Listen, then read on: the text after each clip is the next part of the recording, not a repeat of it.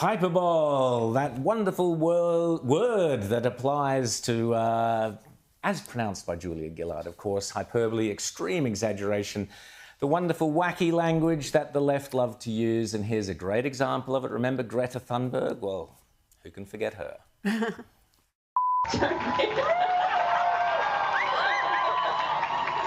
And Israel.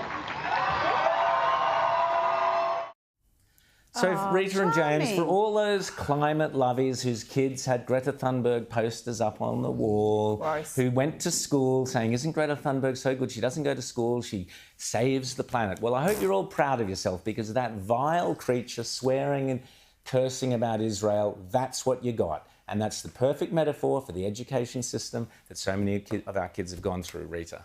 It is, and it really is these protesters. I can guarantee you a great many of them would be at every anti-Australia Day, so-called Invasion Day rally. They'd be at the Extinction Rebellion environmental rallies. It's the same mob. It's the same hard left, radical, anti-Western civilization mob who are protesting, and that's possibly why Labor governments, federal and state, continuously go soft on them. And sadly, the police force has been politicised. But when it comes to Greta Thunberg, she's actually talked about the intersectionality of the climate fight with the Palestinian fight. It is nonsensical, it's insane.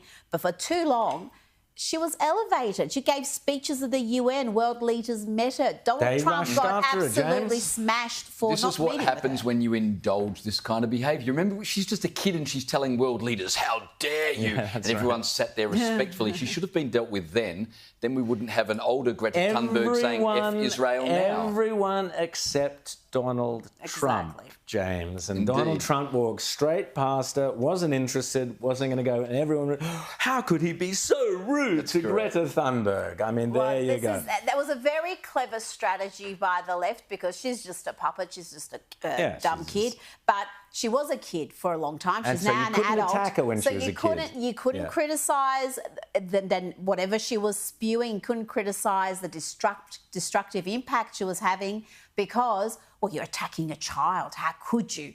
But we know what they were doing, and now that argument is gone. She's an adult and she's going to be held accountable for the crazy hate that she spews, and saying F Israel whilst the country is under attack. It's pathetic. It's juvenile.